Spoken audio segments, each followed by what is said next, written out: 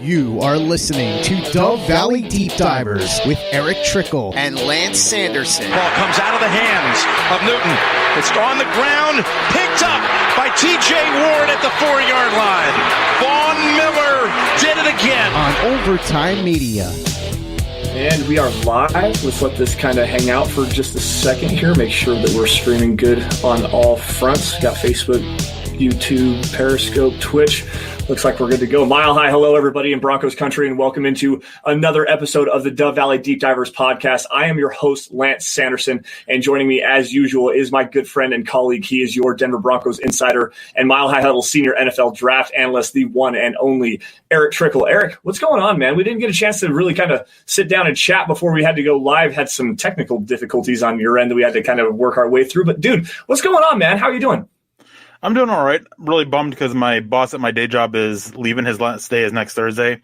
And he's one of those bosses where that he just makes the day enjoyable, especially working security at a courthouse with some of the people that we have to deal with. Like, just made it super enjoyable, made the days go by pretty fast. And it's just going to suck. I'm going to end up missing him and everything like that. Still going to be in communication with him, go out fishing with him, stuff like that, go out to his land and hang out and stuff. But yeah, just a little bummed about that. I'm super excited to be back talking about this. Super excited about the topic today because I absolutely love this rule change that they have. Yes. And just in a generally good mood for once. Yeah. Hey, you know what? That's a far cry different than what we've talked about over the last couple of weeks, just you and me personally. Today was a kind of a rough day on my end, actually. I had a major technical difficulty with the semi that I drive and ended up getting stuck for 2 hours waiting on a mechanic to get it fixed and whatnot. So really kind of sucked, but whatever. I mean, that is what it is. Now today, guys, we have a very interesting topic of conversation at hand. On Tuesday, earlier this week, the owners voted and passed a new rule regarding how coaching hires happen in the NFL, specifically for coordinator positions and specifically for how these interviews at one time were blocked before. Now, Erick, you have the rule and the communication from the NFL directly in front of you. Let's just read that off really fast and kind of explain what's going on here. This is the Overtime Podcast Network. So just going to read the new thing for it. After the conclusion of the regular season through March 1st, clubs are prohibited from denying an assistant coach the opportunity to interview with a new team for a bona fide offensive coordinator, defensive coordinator, or special teams coordinator position. Any dispute regarding whether the new team is offering a bona fide position will be submitted promptly to the commissioner, whose determination shall be final, binding, and not subject to further review. The commissioner shall be authorized to request any information that he deems necessary from the clubs involved in the dispute, and he may consult the Workplace Diversity Committee and Diversity Advisory Panel at his discretion. Criteria for hiring a club. In order for permission to be automatically granted, such a request cannot be for a shared position. A shared position is defined to include if there is another coach or consultant at the same position. If there is a coach or consultant who has a similar responsibility title with the prefix co. If on the side of the ball for which permission is sought, there is a coach or consultant who has any coordinating responsibility, run game, pass game coordinator, etc. Permission is sought or had such responsibility the prior season. In order to ask permission, there can be no assistant coach on the hiring club staff who has the title of assistant head coach or its equivalent. For the purposes of this policy, the coordinator, offensive, defensive, or special teams is defined as an individual whose job's responsibility at least coordinates all team meetings on his side of the ball, reports directly to the head coach, and supervises the position coaches on their side of the ball, and must play a role in the development of the game plan, but is not required to call the plays during the games. And then there's a bunch more amendments about it, but the first part is the big thing about it, about not denying position coaches from interviewing for what would be a position coach, because the old rule was technically that the offensive coordinator, defensive coordinator, special teams coordinator, those were all still assistant coaching positions. They were treated as equally as a quarterback coach, a wide receivers coach, things like that. So teams were able to block them because that's what it is. Well, the rule isn't so much that you can't block anymore. Really, you still can, depending on other things that are going on with it. You just cannot block for them because those are now considered a promotion. So that's the big thing about it. I absolutely love this. I think that this should have been in place for a while now. I absolutely hated this rule. I think the rule was stupid that basically the classification that those weren't promotions just was nonsense to me. So looking at it with this is you have a supervisor, you have your assistant supervisors, and then you have just your, in my case, we'll just go with security officers, just using my day job as an example here. And so assistant supervisor is a promotion, but with this rule in place, say at my day job, I wouldn't be able to interview for one. Like if my company seemed that it's just stupid. Yeah, the whole blocking of of current coaches and being able to interview for like a coordinator position, whether it be offensive, defensive, special teams, anything like that. If you're qualified, you should be able to interview for that and also be able to accept that job. And prior to this actually happening, this happened several times, even as early as last year. The San Francisco 49ers, I believe, tried to block the Denver Broncos from hiring Rich Scangarello. They also did, in fact, block Matt LaFleur, who had just hired on as the Green Bay Packers head coach. They blocked Matt LaFleur from interviewing his brother to be the offensive coordinator. I believe he was the passing game coordinator in San Francisco this last year. So, I mean, this rule happens a lot, and it's one that is, quite frankly, there's no other term for it. It's BS, and I can't say what I actually want to say about it, but the change in it is 100% a great thing here. Not only just because these people deserve these promotions and stuff like that, but also, and this goes into the kind of the diversity aspect of this, getting some more minority coaching candidates, opportunities to move up into those kind of coaching positions. And then maybe we might see some more of these minority offensive and defensive coordinators get hired as head coaches as well. The NFL is working on another one regarding the Rooney Rule that we'll not get into this particular time. And before we actually go any further, I do want to, because there's a very Broncos pertinent piece of information here, and this is what we wanted to kind of break down for you. But before we go, I just want to say hello to everybody that's hanging out in the room today. We got James in the house, Buana obviously doing his thing, Robert Caslow, Bronx legend, saying what's up. There was a couple other people, The Rocker as well. Hi guys, welcome into Dove Valley Deep Divers. We appreciate you. Von Miller Express 58 coming in here as well. So outside of that, it's just the way that this is working out, we're actually going to finally see a little bit more diversity and get kind of the cronyism out of this, I believe. Anyways, that's my personal opinion on it. So yeah, the big reason why this is relevant to the Broncos is basically before the Broncos hired Wade Phillips to be their defensive coordinator back in 2015, right? Yep, 2015. Yeah, is they actually wanted to hire Vance Joseph, who was at the time the Cincinnati Bengals secondary coach. They wanted to interview him. They wanted to hire him as a defensive coordinator. That was Gary Kubiak's kind of first choice, so to speak. That's who they wanted. But the Cincinnati Bengals blocked it, and then the Broncos settled for Wade Phillips. And we know Vance Joseph didn't handle or pan out as a head coach, and his time as a defensive coordinator with the Dolphins wasn't the best. So I think it's kind of safe to assume that had this rule been in place there and the Broncos been able to hire them because the Bengals wouldn't have been able to block him, that Denver doesn't win a Super Bowl. I think that's a pretty relevant thing. And this rule, as much as I hated it, it really did give Denver a break here because, hey, at least we have a Super Bowl victory in the last 5 years that we can celebrate and everything. Whereas if this rule was in place, that wouldn't be the case. But on the flip side, though, is if Denver brought Vance Joseph in and he's able to get that experience and then Gary Kubiak stepped down, would his time as a head coach been better? Been able to get that experience, work in the system with the Broncos, getting to know the players and everything like that? Would that have made a difference for his head coaching time? That's a little bit harder to say. You can't really talk about that. But I do feel confident in saying that there would be no Super Bowl.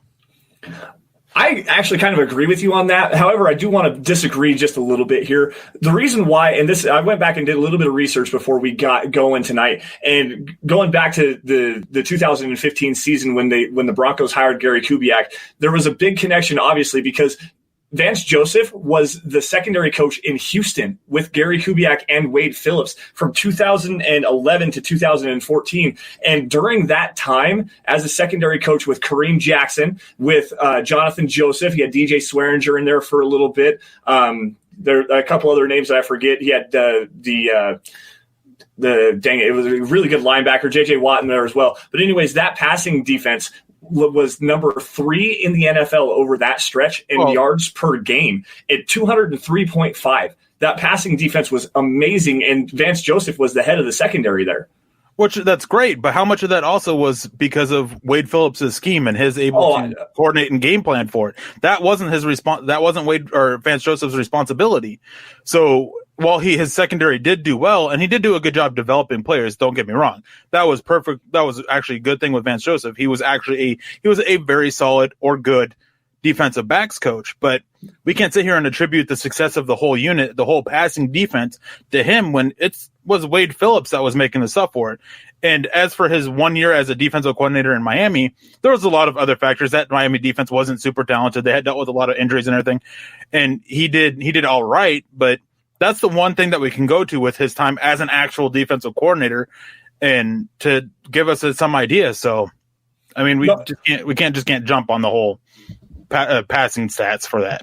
For Houston. Well, no, I got another interesting one, and it wasn't necessarily just for Houston. This goes back into his time at Cincinnati. So after he left Houston, he was the secondary coach for the Cincinnati Bengals. Over the time that he was there, the 2 years that he was there, the Cincinnati Bengals led the NFL in interceptions, 41 total in 2 years. So there's a lot to like about Vance Joseph. And then the whole leader of men deal, the way all of his players respected him and everything like that. There's a reason why the Broncos wanted to bring him on as their defensive coordinator. A lot of it was, again, just the Gary Kubiak connection, but a young, bright, up and coming kind of a defensive mind that was actually had a lot of success coaching just in the secondary. And look at the players that he had in, let's just say in Houston, then Jonathan Joseph, Kareem Jackson. He goes into Denver. He has Aqib Talib and Chris Harris Jr. He had the no-fly zone. That defense, there's a lot of great talent there to work with. I'm not saying that he could have schemed it the way that Wade did, but to say that they were going to have a massive drop-off where they weren't going to be at least playoff contenders, Super Bowl contenders, I don't believe that. But at the same time, because of Wade Phillips and because of the work that the defense did, that just the fact that this rule wasn't in place back in 2015 literally did buy the Broncos a Super Bowl championship in Super Bowl 50. There's no ifs, ands, or buts about it. And I think that one thing, too, as you mentioned Aqib Talib and Chris Harris, is that another reason why this is a good thing is Wade Phillips actually had the temperament and the ability to handle those personalities. Vance Joseph didn't. We saw that as a head coach. As his time as a defensive coordinator with Miami, we saw he didn't have the ability to basically control those types of personalities. So that is something that has to be a factor as well. Yeah, no, absolutely. I totally agree with that. And then outside of not being hired for the defensive coordinator position, the struggles that he had in Miami, that he fielded 13 different starting rotations in that team, just with all the injuries, very little talent down that way. They were 30th in points or something like that year. But even despite all of that, he was still very well regarded around the league as a bright young defensive mind, and that was a big reason why, again, he comes back to Denver and gets that head coaching job. And then it just turned into it. I'm not saying Vance did anything necessarily wrong, but at the same time, he was completely in over his head. There was no way that he was ready for that kind of a jump just to go that fast. He needed to have that transition period to be able to really kind of set his roots and start to grow as a coach even more, and to get jumped into that head coaching position where now, and they tried to surround him with some good hires. They brought in Mike McCoy as the offensive coordinator. That ended up not working out just because McCoy is so complicated, and Vance just didn't know how to really crack the whip if he needed to. He was more of your buddy than more of the strict, dictatorial kind of a head coach that you see. Vic Fangio is doing a lot better with that right now. He's still buddy, but with his experience in the NFL, multiple times being a defensive coordinator, traveling around the NFL for 30 years now, he has been around a bunch of different kinds of personalities. Not saying Vance Joseph hasn't, but at least Vic has an idea of how to go about that and be able to rein those kind of players in. This is the Overtime Podcast Network. And just to move, I mean, we can continue to talk about this all night long, but just to move the conversation along a little bit, obviously, I think we should just talk briefly about Joe Flacco and the Jets and all this stuff like that. And I know a lot of Bronco fans had issues with him saying that he's not here to teach Drew Lock, which he's not wrong. That's not the quarterback's responsibility. I mean, Joe Flacco, as stupid as it was, he was brought in to be the starter. His job wasn't to develop Drew Lock. That was the job of the offensive coordinator and the quarterback coach. That is their job. And it's on Drew Lock as well. I mean, there are things that you can pick up from the starting quarterback by watching them, but It's not their job to mentor. It's not their job to teach them. It's just not. That's not what they're getting paid for to do. Now, with the Jets, I'm pretty sure he's being brought in to be the backup quarterback. This is a little bit different. If you're the backup quarterback, then you want to do what you can to get the young guy starting in front of you, in this case, Sam Darnold, to be ready, to improve, and teach him what you can to help him. So we'll see what happens if Joe Flacco continues to have the attitude that it's not his responsibility to teach Sam Darnold as a backup quarterback. Then it just tells us all we need to know about Joe Flacco. He just doesn't care. I don't think he cares really at all. So we'll see what happens with that. For the most part, it's whatever to me. Sam Darnold's their quarterback. Sam Darnold has potential to be good.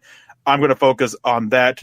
If Joe Flacco ends up being the starter when Denver has to play them, week 2, week 3, whenever it is that they have to play the Jets, maybe week 4, whenever it is that they have to play the Jets, maybe Joe Flacco's the quarterback there, and Von Miller can get 20 sacks a game because the statue won't move. Ain't that the truth? I swear to God. No, with it being such a low level deal, I did actually look into this really quick. I didn't get a chance to really follow any of the news going on in the NFL today, so I've learned about this through Bawana actually on Twitter. Had tweeted something out about Joe Flacco signing with the Jets, so I just quickly looked at it. It's 1 year, $1.5 million to be the backup, kind of a deal with incentives to like $4.5 million. Not a whole lot. I don't think there's really any guaranteed money in it either. So this is. I'm not necessarily going to say a camp arm deal, but he's definitely, if he does compete to start, it's going to be because Sam Darnold got hurt. And Sam Darnold is the bona fide starter in New York. He's the future of their franchise, and he's got to develop. And having a veteran backup like Flacco, a guy that's been around the league a little bit, won a Super Bowl, has had at least a decent track record of success.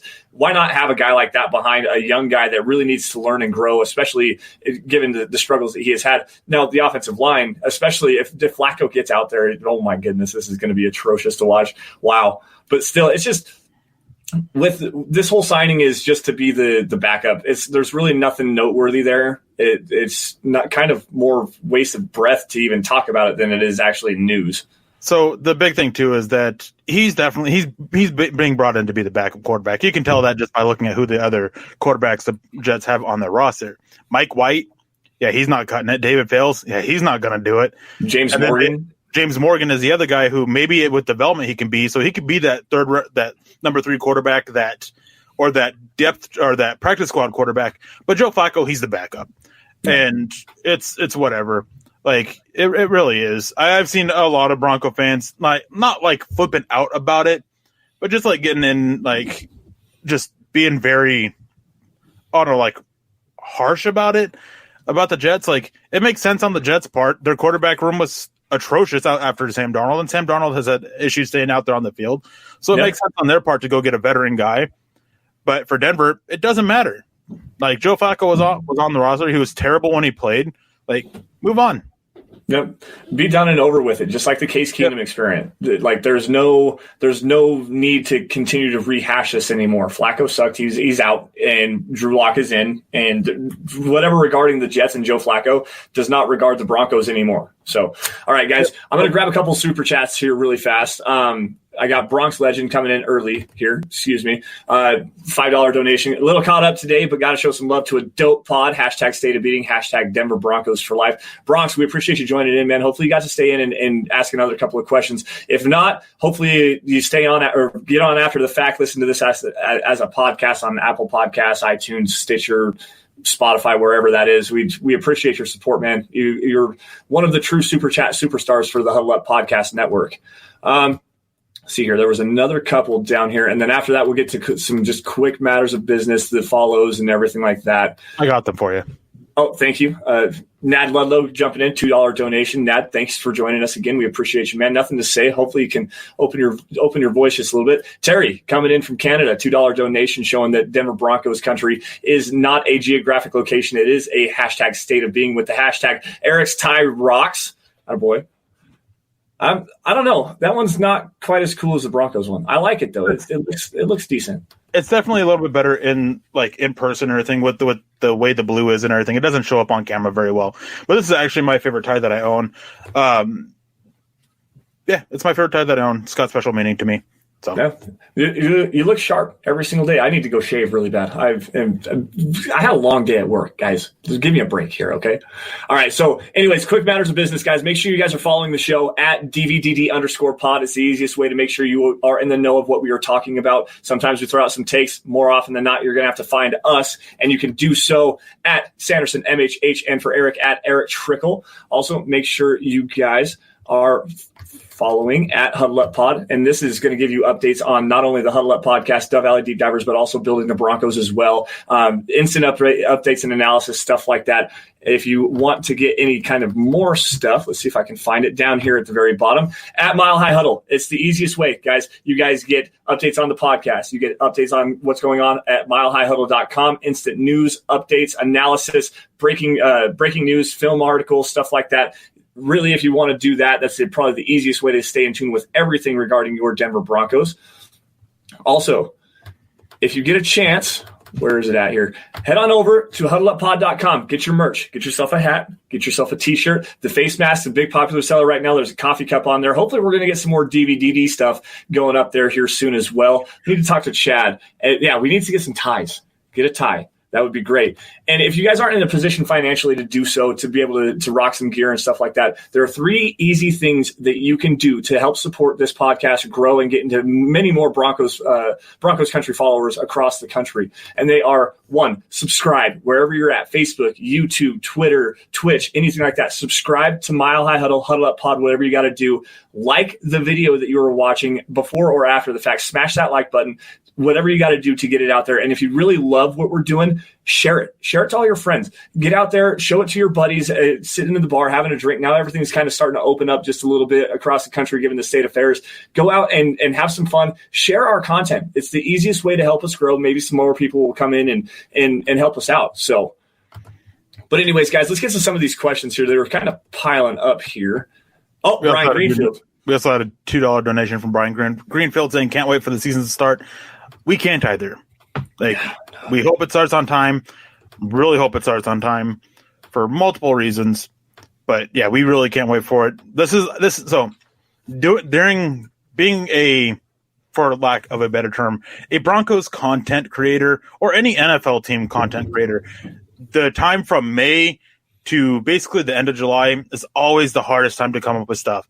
Always. Unless there's something big happens with a trade or a signing, there's just not that much to cover about. So having the season come into play and everything like that, obviously so much more content, so much more at our fingertips that we can do.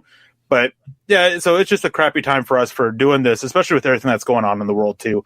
But yeah, we really can't wait for the season to start.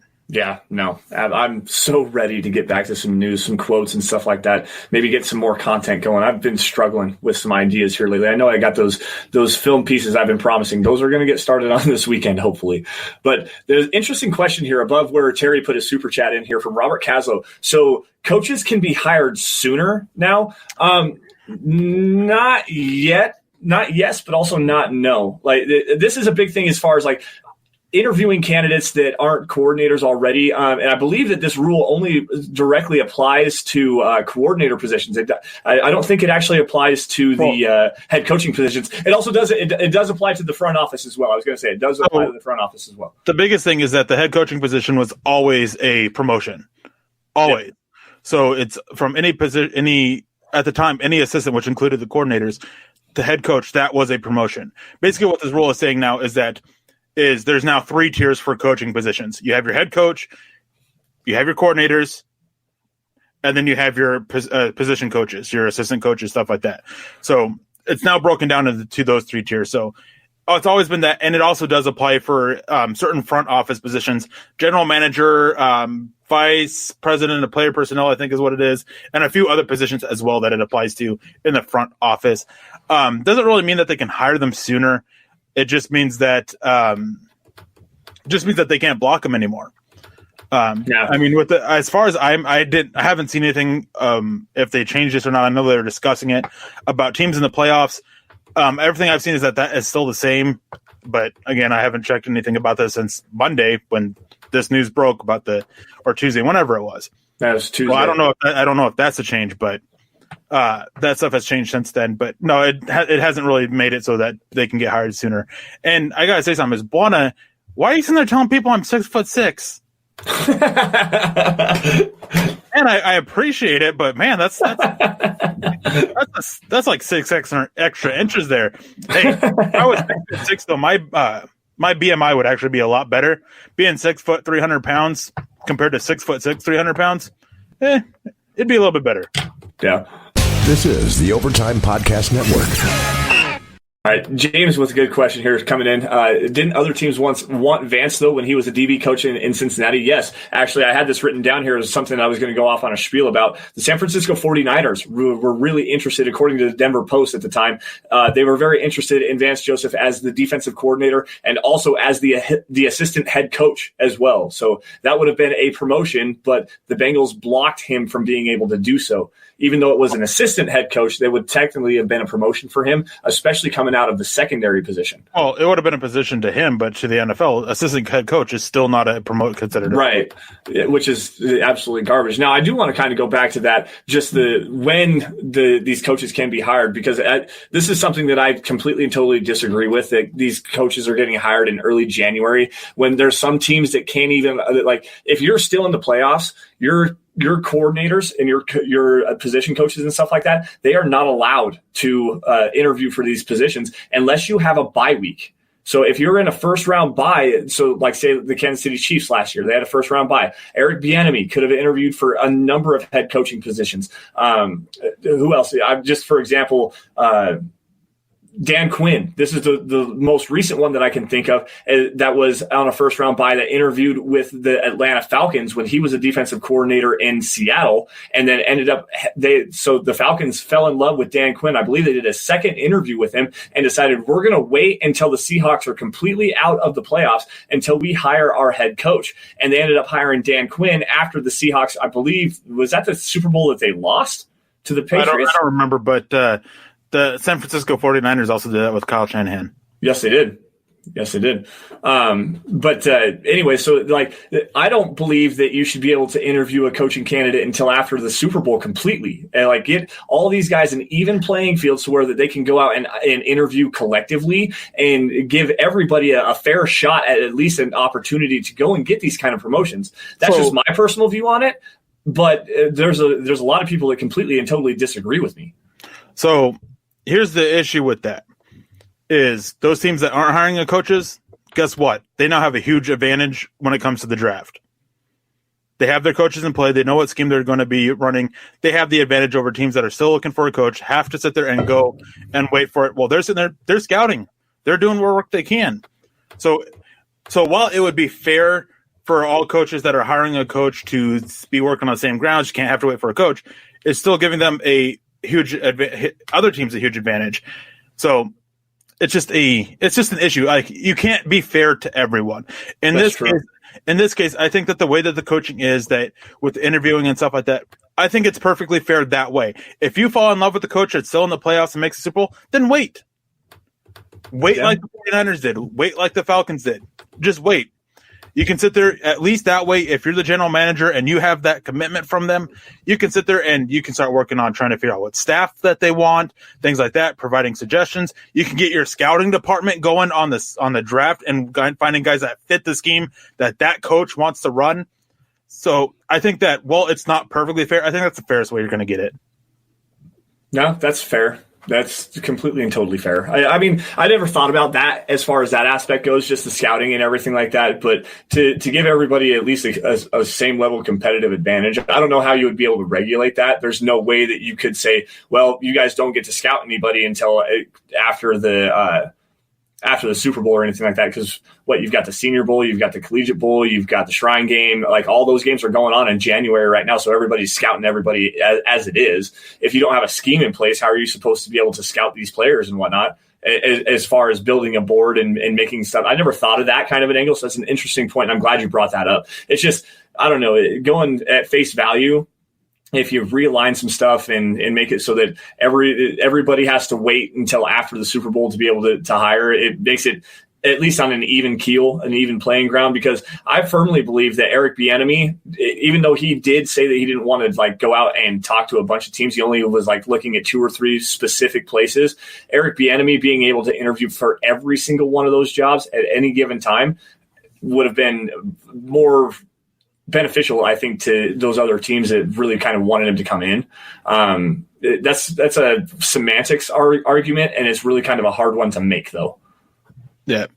So, guys, go ahead and ask what questions you have. We're going to move on from the coaching discussion from this. And there's actually something else that I wanted to talk to you about that involved the Broncos, but I can't remember what it was now. So hold on just a second, because there was a really good question here. Buwana coming in here. Any thoughts on the onside kick talks? Now, this is I want to interrupt you real quick. If they go to this rule that they're proposing about the 4th and 15 from the 25, yep. If they go to that, man, Denver is so screwed. Patrick Mahomes, are you kidding me? This is such a rule in favor for the Chiefs. Like, man, like I like the rule. Don't get me wrong. Mm-hmm. Man, it's going to be so hard against the Chiefs. Like, they can just go for that every single time. Like. Well, there was an amendment to that rule. So what it was you could either choose to do the onside kick like normal, which with the new kicking rules has dropped from it was 21% or something like that over 2017 to 2019. The onside kick was actually recovered by the kicking team, and it dropped with the new rules and everything down to 6%. It was a big reason as to why they're wanting to make this rule is because the same thing with the PAT attempts, the extra points. It was such a high success rate that they wanted to make it a little bit more difficult. Well, now they've made it so difficult on the kicking game to get that onside kick recovered that they have to kind of find some other way to amend this as well. Now, with the 4th and 15 from the 25, if you're going to go and try to do that, yeah, Mahomes, Aaron Rodgers, there's a handful of elite quarterbacks that you can probably trust in that situation. Maybe Russell Wilson, Drew Brees. I don't know about Tom Brady right now. Big Ben, maybe. Like the odds of you converting 4th and 15 from your own 25-yard line in a super clutch situation, if you don't convert, it's a field goal to the other team. And so now you're doing it all over again. But I do understand where you get Mahomes, a guy that's a magician in the pocket, can extend some plays, get the ball down the field and push it down, convert 4th and 15, and then drive and go score a touchdown. Then they get to do it again. So say they're down 10 points. Which I don't believe that's going to happen with that offense. But say that Patrick Mahomes and the Chiefs are down 10 points inside of 2 minutes, and they score a touchdown. They go again to do the onside kick. That they convert the 4th and 15 and drive down again. You've given them back-to-back possessions and had to make them drive the entire length of the field to do so, and the other team never even gets to touch the football. But you can only do it twice. So you can only do that rule 2 times during any time in the game. I don't know. I agree that there's something wrong with the onside kicking and everything, but I don't mind the rule. But it's still going to be such a big advantage for certain teams with quarterbacks. I don't think it's the right way to go. I think that. So one thing that I think that also basically my opinion as to how they would make that I'd be perfectly fine with this rule. You have to be down. Yeah, you can't be winning the game and go for this. Yeah, I think you are winning and you want an onside kick. You have to do it normally. Yep. It can only be if you are down. And I didn't know about the. I want to say too is I didn't know about the twice a game thing. I just saw the 4th and 15 and all that stuff like that. I didn't know that there's a limit to it. So you can only do that twice. You can only do that twice in a game, and that was from Tom Pelissero on his Twitter account. I saw that earlier today, that you can only do that twice in a game. And I don't know if they have amended it to where you have to be down doing so, but if it's not when you're down, that's a completely and totally unfair advantage. Like if you're doing an onside kick, unless it's a surprise onside, like what the Saints did in the Super Bowl. We've seen it a few times. If you're going to do an onside kick, you better be down and be ready to lose the game. Now, This goes into another sub-argument on that. If you're allowing a 4th and 15 inside at your opponent's 25-yard line, if you're on defense and you allow that to happen, you deserve to lose. You really do. You need one play, and that's it. And you let up 4th and 15, you deserve to lose that game. So Brian Greenfield says that don't like the new rule. If you're losing, you shouldn't have any chance that easy to get back into the game. 4th and 15 is not easy. It is not an easy way to get back into the game. You have one shot to get 15 yards, and while that does, I mean, obviously it can happen, it's not an easy chance. I think that the percentages of like 4th and 10 pluses is actually closer to the old onside kick percentage. I can't remember what it is off the top of my head. I think it's closer to that, like 25 to 30%. So it still is it's a decent way to sit there and try to find balance, because right now there's almost zero chance of getting it. If you're down by 2 scores, then unless you get a turnover, then you're not going to get back into it. 4th and 15, you convert that. Otherwise, the other team is in field goal range, and you're down even more. Yep. It's that simple. Like that's just my thing on it. And people keep asking me about my midichlorians level and everything like that. My midichlorian level is over 9,000. James actually said something down here, and it was a question from Nad, I believe. Let me see if I can find the comment. Was asking Bawana to get us to answer a question from Nad.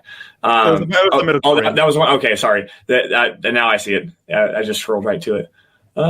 Let's see here. Bear with me, guys. Let me go see if I can't find some more of these questions really fast. Right. It's a disaster for Denver because of the Chiefs, because of Patrick Mahomes. And I said that before I knew that they could go for it over twice a game. Or couldn't go for it more than twice a game, because the Chiefs with Patrick Mahomes and Tyreek Hill, it's not because I don't think Denver can convert that. It's just because I think I thought at the time that with no limit that just Chiefs can just do that all game long and just be fine. Yeah. All right, so Ashish coming in on Facebook. Don't want to ignore any of our Facebook followers here. Going back again to the offseason moves, what do you think were some of the hits and misses? Adding Jarrell Casey for a 7th-rounder was good. Judy and Hamler could be game changers, but overpaying Gordon. I think we should have re-signed Will Parks since he was so cheap. This is actually a pretty good question. Now, to me, the Jarrell Casey acquisition might have been John Elway's greatest move of all of the offseason, to go out and get a perennial Pro Bowl player that fit a need immediately, fits the scheme as well. It was an amazing acquisition. The contract is manageable. He's signed through 2022. There's not a whole lot of guaranteed money, if any, left at all. So if he does have that fall off, I believe he is over 30 now. So if he does have that fall off in production playing the defensive line, they can get out of that deal. They only give up a 7th-round pick for a guy that is widely considered one of the top probably 10 interior pass rushers on the defensive line. Like this, it was an absolutely amazing move. Exquisite stuff from John Elway there. Now, Will Parks, we broke this one down a couple times regarding Will Parks. He wanted the opportunity to start, and he wasn't going to get that in Denver. Not with Justin Simmons, not with Kareem Jackson. He wanted the opportunity to start, and he actually took less money to go to Philadelphia than he had. He had other offers more. I think, what did you say, like $4 million, $5 million? He ended up taking like $1.5 million to go back to Philadelphia, where he's from, and he loves that city. He's a philanthropist at heart. He likes to take care of the community, and he wants to go see Philadelphia start to thrive, and he's going to be a big part of that, not only on the field for the Eagles where he does have a chance to start, but also off the field and help the city of Philadelphia grow and heal, because they're struggling that way, man. Yeah, and so before I get back to this, I just want to say is that the number that I saw, which was from 2017, has 4th downs that are 10 plus, be at, I think right here is at 25%. It was the highest one, and it goes down by yard. I think that, at 19, it jumps up to like 31%, so that's a weird thing. But, yeah, it is easier than the current onside kick rules, but it's just about the same as the old kick rules. But as for this so with Jarrell Casey, Denver getting him for 7th, obviously that's amazing. Like, Jarrell Casey is a Pro Bowl player. He's a great defensive lineman. He's not slowing down yet. Maybe this year we start to see a little bit of a decline or something like that, but it's about that time for him. But still, for a 7th, but I mean, you have to look at this too, is that the Titans, they wanted to just cut salary at that point. They went and got Jeffrey Simmons. They were boosting up their defensive line a little bit with younger guys. So they just wanted to go do that a little bit. Will Parks he just wanted a chance to start. It would have been awesome if Denver could have brought him back. As hesitant as I am with his play, I don't think he was as great as many other fans do. He is a very good number 3 safety. But the thing is that he just wanted a chance to start. He would return back home to Philadelphia because he's going to get a chance to start. And if he does well, if he wins that starting job, he can end up paying off for him, and he can get a huge contract. Very similar to what's going on with Shaq Barrett. Shaq Barrett left for Tampa Bay because he wanted a chance to start. He had offers for more from other teams, but he wanted a chance to start. He didn't want to be a depth piece anymore. I absolutely hate the Melvin Gordon move. Like, plays fine, but I just not a fan of that. But my favorite move of this offseason has actually been the trade for AJ Boye. Oh, yeah, that's a good one, too. That's a really good one. I didn't even think about that. What did they give up? A 4th-round pick, I believe, is what they gave up for A.J. Bouye. Starting cornerback to come in and immediately just bolster the secondary. And he's honestly, he's the best player in the secondary right now. Even though he may not be a bona fide, like, number 1 kind of a guy, he's not going to be that top 10, top 15 kind of a guy you see with like Aqib Talib, Chris Harris Jr. back in 2015, Richard Sherman. He's not that kind of a player, but as a well-rounded, solid, at least number 2, borderline number 1 guy, you really can't do much better than AJ Bouye. That is a great signing as well. Those 2 acquisitions, though, and that was Bouye they got right before free agency, and I believe they got Jarrell Casey right after the opening of free agency. So both of those moves very early in the offseason for the Broncos. Very good stuff there. As far as the draft goes, I'm head over heels, man. Jerry Jeudy was my guy. He was number 1 rated wide receiver or at least according to me. KJ Hamler bringing that speed element. I think that we're going to see a lot of really big things from this Broncos offense. Should KJ Hamler kind of develop just a little bit more. Jeudy, I think that there's a little bit more nuance that he can learn, but just as far as a pure route runner right now, absolutely amazing. I'm so excited to go dive into some more of his tape and take another look at him and break it down how it's going to translate to the NFL. Alberto pick kind of gets scratches my head a little bit, but at the same time, I understand what they're trying to do, get just some more versatility within the offense, get some more athleticism, stuff like that. Lloyd Cushenberry obviously is probably going to step in and be that starting center number 1, but still, John Elway hit it out of the park again this year. He had some money to play with, went out, got some really good veteran pieces, had another really solid draft as well. The offseason as a whole was a big, big A for me, at least an A, if not maybe an A plus. Like, it's just an amazing job by Elway. So before going on, got to throw this out there. The boss man comes in with a $20 donation. Thank you, Chad. We appreciate that. We appreciate you and everything you do for not just us as creators for Sports Illustrated and for Mile High Huddle, but just being a friend and a genuine good dude. Like, known you for years, and actually, not to toot my own horn or anything, but it's been a pleasure building Mile High Huddle to what it's been alongside you ever since the start. Yeah. Well, you know what? I do have a lot of big things to say. I've been on board with Mile High Huddle for a couple of years now, and there's nothing for me except for Chad. Because of him reaching out to me and bringing me on, everything has grown so exponentially for me, and it's because of that man right there. And I owe you everything, dude. Thank you for everything you've done for me. I appreciate it so much more than you even know. Give him your firstborn. Give him my firstborn, Chad Jensen Sanderson. Anyways, there was a question here that I wanted to see. It involved the draft. Oh, here it is. Wannabes. Any thoughts on NFL Live giving the Raiders a B+, Chargers A-, and the Broncos a B for the whole offseason? Yeah, I think it's stupid. People are sleeping on the Broncos. Zach is just slapping the table on this on the Huddle Up pod. The national media is absolutely sleeping so hard. Yeah, they got Bill Polian coming out and saying that the Broncos have done a lot of great things. A great episode the other night. You guys got to check that out if you get a chance. But just the way that what is it? Nick Wright, 3-13. What are you talking about? The Broncos. The only really questionable move that I see, other than the bringing in Jeff Driscoll to be the backup quarterback, and that's like a nitpicky kind of a move. But at the same time, I don't really understand that. But the Melvin Gordon contract is probably the only move that really is. It's like I like the player, I don't like the contract. We've pounded this drum forever, but still, like, Elway's offseason has been phenomenal. Yeah, so just on this is I stopped watching all the national media guys just because everything that I had to say, like, very rarely was it. I don't want to say that it didn't line up with my opinion or anything like that. But it just always seemed to be really harsh, rather hateful, and just rather down on it. And sometimes, it ended up being warranted, but a lot of times it's just like. And then the thing that really got me was when they were wrong, they would just sit there and just downplay it, or sit there and just flat out deny they were being wrong. They're guys that just don't have any. There's what I'm looking for. There's no couth. There's no couth. Really, it's what it is. There's no humility at all. Yeah, it's just that they don't have any anyone to hold them to their word or anything like that. Which is one reason why I appreciate all the people here with Mile High Huddle, is that if I say something and I'm wrong, you guys hold me to it. Like not that I'm, despite popular opinion about me, is I'm not one to sit there and deny that I was wrong. If I'm wrong, I'm wrong. And these guys on NFL Network and stuff like that, they do that all the time. Yeah. Look at what Stephen A. Smith did.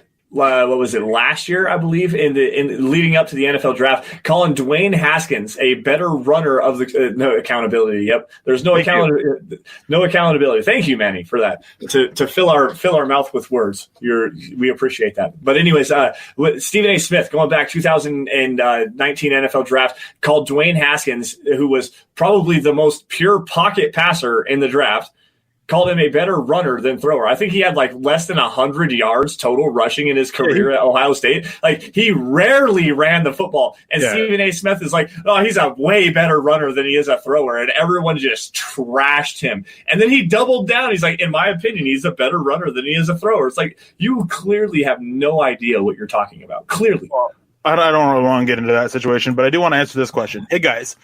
From Dareville Leonard, hey guys, my question is, why has Denver wasted so many years on quarterbacks after Peyton Manning retired when the team could just invest in a solid or said QB at one time? Biggest thing is quarterback is just so hard to find. They took shots that they thought were right and they ended up being wrong, and they're just trying to trying to bounce back from that and find that quarterback. Hopefully Drew Lock is it. If Drew Lock's not it, then they're going to take another shot. Well, and to answer this really kind of specifically and give you some names here, it's not that they wasted a whole lot of years, but they did provide a lot of ammo. Like they went out, they traded up for Paxton Lynch. They brought back Brock Osweiler to be the backup. They traded for Mark Sanchez. Like they brought in a whole bunch of names, and yes, those names ended up not working out. But it's not like they didn't invest in the quarterback position. It's so hard to find a guy. It really is. Paxton Lynch obviously didn't have it between the head. Trevor Siemian was just not athletically gifted enough to be the guy. Mark Sanchez, he of the butt fumble. You've got Joe Flacco, Case Keenum. Like, they invested a lot of money in Joe Flacco and Case Keenum. They invested a lot of draft capital into a lot of these guys. It's not that they didn't make any investments. They just didn't hit on any of these players. Like, this, it's so hard to find that franchise quarterback. The only one they really wasted a lot of time on was Trevor Siemian. Yeah, they wasted a lot of time, but they gave up what, first and a third, I believe, to move up for Paxton Lynch. They went out and signed Brock Osweiler, and yeah, they only signed him for like $750,000 because the Cleveland Browns owned him like $17 million, so they didn't invest a whole lot of money into him. But then they went out and paid $18 million to Case Keenum. They went out and got Joe Flacco's atrocity of a contract. Like, they have made and invested a lot of time and money and draft capital and everything into the quarterback position. They just haven't found the guy. Hopefully Locke is it, but there's no guaranteeing that. You find a quarterback on luck more than anything. There's no true scouting of a quarterback. There's no real defining anything that you can do to get a quarterback to come in. You find a quarterback on luck, and hopefully the guy pans out. Plain and simple.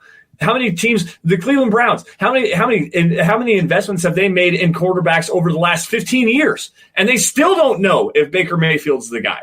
They still don't know. How many number one overall picks, first round picks, Johnny Manziel, Tim Couch? Like, there's a lot of different times where these teams are investing in the quarterback position and it just doesn't pan out. Look at the Jacksonville Jaguars. Again, they went out and signed Nick Foles to a huge deal, drafted Gardner Minshew, and they're still in quarterback purgatory. Like, it just doesn't work out sometimes. Darian P comes in with a $2 donation. MHH Combine, I think Eric has Becton potential. No, my 40 time would be like 5 hours. Like, I don't run. There was a very interesting question going around a couple of weeks ago. It was asking who has the fastest 40 time at Mile High Huddle, and Zach was like, it's probably got to be between like Nick and Lance. I ran a 4.67 when I was in high school. That was the last time I actually had a timed 40. Was a 4.67. So not like overly fast, but for a slow white guy from Wyoming, I'll take it. It's okay. Eric, didn't you say that you ran what when you were in high school? When I was in high school, granted, I was like almost 150 pounds lighter. I ran a 40 that was a 4.49. Yeah. So there's the answer. The fastest man on the fastest man on the Mile High Huddle team is Erick Trickel, actually. No, I'm kind of now, so I can't run. I don't know. I think I might be able to crack the 4.7 still. Maybe I'd have to train up and lift and actually work out, but I think I could probably crack the 4.7s. To be serious, I think I could probably crack a 5-second 40, but I might die afterwards. But if we did do a combine, though, I have you all beat when it comes to technique. Like, I have you all beat outside of anything that runs. So route running, I don't care about that. Cornerbacks, I don't care about that. Anything in the trenches, I got you all beat. All right, Dennis Woods coming in with a $5 donation. We're gonna have to kind of wrap it up here, guys, to get your questions in if you got them. So, Dennis Woods, $5 donation. Thank you for joining us, Dennis. We appreciate you, man. I agree with Zach. Why in the world are we not trying to get an offensive tackle? Our only weakness, Peterson. I'm guessing Peters is what you're saying there. Hashtag state of being from Michigan. Hashtag Denver Broncos for life. Hey, dude, thanks for joining us. The geographic location. No, absolutely not. It is a state of being. We appreciate that, man. I am also with Zach on this one.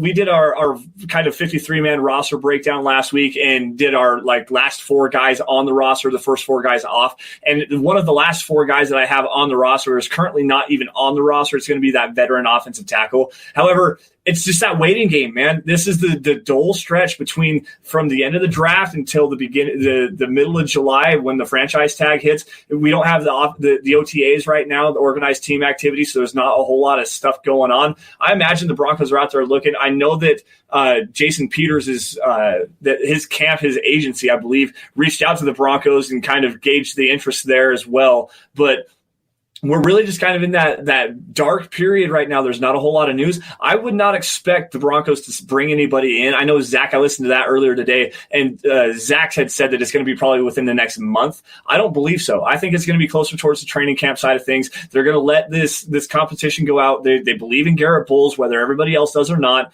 whether they believe in Juwan James, whether everybody else does or not, and Elijah Wilkinson, they apparently want him to play the tackle position as the swing guy, even though we don't agree with it. Regardless of what we think, regardless of what we want the Broncos to do, John Elway, Vic Fangio, everybody else in Dove Valley, they have their own opinions on these things, and we're just going to have to wait and find out. I think that the Broncos definitely need to go out and get a guy. Kelvin Beachum is the one that really kind of intrigues me the most just because of his familiarity with Mike Munchak, but don't expect that anytime soon. You don't see that kind of a signing right now. It's not even historically. You don't see that. It's like right after the draft. But once you hit the later end of May, once you get to the June area, you're not seeing those kinds of signings very often.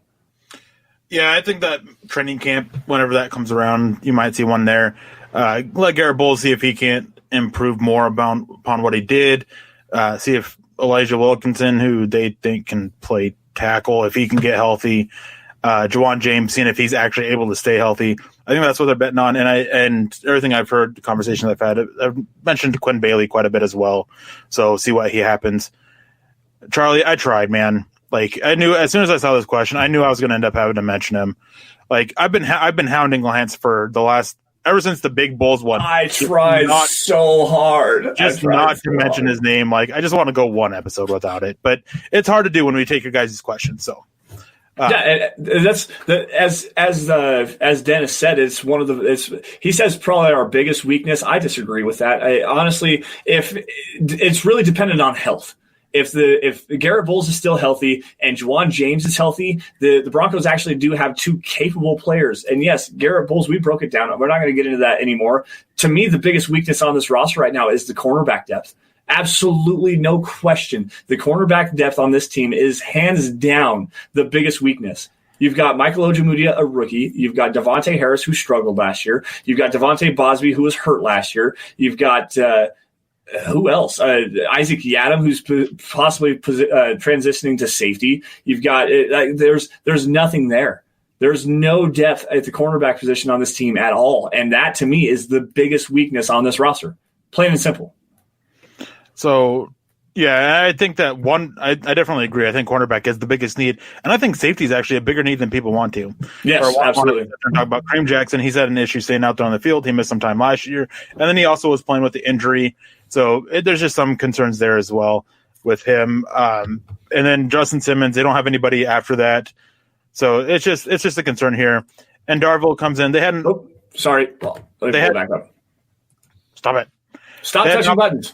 They had the opportunity to get Kirk Cousins. They did, but he didn't want to come to Denver. He wanted the more money. He wanted the deal that Minnesota was offering him. Denver didn't want to go and give him that much guaranteed money. 100%. Really, we can say that so far it hasn't worked out for Minnesota. They gave him that contract to take him to the Super Bowl. Have they gotten there yet? No, and that team was very well built too. They had Thielen, they had Diggs, they had Dalvin Cook coming back. They had at least a solid offensive line. The defense, that secondary was very good. Xavier Rhodes, Trey Waynes, Harrison Smith back there. Like they had a very, very well built, two really good pass rushers, Everson Griffin, Danielle Hunter. They had is it Kendricks, I believe? Anthony Barr, excuse me, was the linebacker that they had playing at a very high level. Linval Joseph as well. Like that team was so stacked, and they offered Kirk Cousins 100% guarantees. They like one of the first, if not the first, 100% guaranteed contract in NFL history. Like, how do you say no to that? And you're going to go to the Denver Broncos, who just came off of a 5-11 season. Yeah. So, all righty, guys. I think. Let's see if we can't get another couple in here. If not, we're going to have to run this down, wind this down, and get out of here tonight. I'm not really seeing anything. Eric, did you see anything that you can – when does Cobra Commander, when does the preseason start? Can it just get here already? Well, hopefully if everything starts on time, late into July. That's usually when preseason training camp, August. Training camp. Yeah, preseason, it would be like the second week of August, like the 8th, 9th, 10th, something like that is typically when they open stuff up as far as the games and stuff goes. But that's, the tail end of July, because you're going to get the teams. Are they doing a Hall of Fame game this year? Is that actually been announced? I don't know. Because it'd be right after the franchise tag deadline. July 15th is when that is, and we should see a contract for Justin Simmons come out of that right around that kind of a time frame. So right after that is when the two teams that are coming in to do the Hall of Fame game, which is the first preseason game. I think it's 2 weeks. You have to do 2 weeks worth of practices before you can play in a game. So it would be August 3rd is first, second, third is usually the Hall of Fame game. So 2 weeks before that would be when training camp starts for at least those teams. And then the week after that would be everybody else returning to camp, returning to team facilities and stuff like that. So before we get out of here, what do you think we should talk about tomorrow? I know we normally talk about this afterwards, but maybe you guys have some options out there or some ideas about. Yeah, this is. Let you guys give us a topic for us to talk about. If nothing else, guys, hit us up on Twitter. You can get me at Sanderson MHH, for Eric at Erick Trickel. Like, get after us. If nothing else, shoot at DVDD_pod. Shoot us what you think. What do you guys want us to talk about? We kind of touched on a lot of really interesting topics tonight. That new rule really has me excited. I like that one a lot. Hopefully we're going to see some reform in this too. So a couple things that I was thinking about was that we could talk about like what it is that we look for to decide a guy between a guard or tackle or the whole safety, out boundary cornerback, nickelback, that kind of stuff. Those are two options as well that we could talk about. Here we go. This is it. This is the one. Great question, Miller 707 champ. If you could bring back any former Bronco player, who would it be? Any player, no matter how long ago. Let's do that one tomorrow. That would be a fun show. That'll be some very interesting conversations. So we'll also talk about that definitely for sure tomorrow. Yeah, hey, shout out to Miller 707 champ. Shout out to James for actually pointing that out. I was like, oh, that's a great question. Yes. No, that's going to be the topic for tomorrow, guys. Any one player that you could bring back. And we're going to narrow this down just a little bit, Eric. So let's go. Any one former Bronco player that you could bring back in their prime. Let's just say in their prime that fits a need on this Broncos team. What was that? So you have to bring back any former Broncos player in their prime and put it on this year's Broncos team. Who would it be and why? Oh, that's easy. But we'll talk about it tomorrow. Yeah, we're going to talk about that one tomorrow. For tonight, guys, Make sure, again, you guys are following us at Sanderson MHH and at Erick Trickel on Twitter. You guys can also follow the show at DVDD_pod. Make sure you guys are also following at Huddle Up Pod for instant news on what is going on with the entire podcast network, Huddle Up Pod, building the Broncos, and, of course, the Dove Valley Deep Divers. Make sure you guys are also following at Mile High Huddle for instant news analysis, breaking news updates, and film pieces, awesome opinion articles and stuff like that from not only Eric, myself, Nick, Carl, Chad, Zach, everybody at the Mile High Huddle. Anything you need to know is going to come right there. That is the mother account. Also, if you are in a position to do so, make sure you guys head on over to huddleuppod.com, get yourself a hat, get yourself a t-shirt, do whatever you got to do to help support the cause on the outside. And if you're not in a financial position to be able to do that, given the state of affairs in the world right now, the 3 easiest ways that you can support the show are these right here. Subscribe wherever you're watching, whether it's on YouTube as a live show, on Facebook, on Apple Podcasts, or whatever as a podcast after the fact. Subscribe, please. Give a 5-star review if you are willing to do so as well. If nothing else, smash that like button. Beat it up, bruise it, do whatever you got to do. And if you really love what we're doing, share it out. Share it out to the world. Now, Eric, before we get out of here, any last words? Yes, actually. If you guys haven't done so yet, I've been doing a series breaking down the games for the season.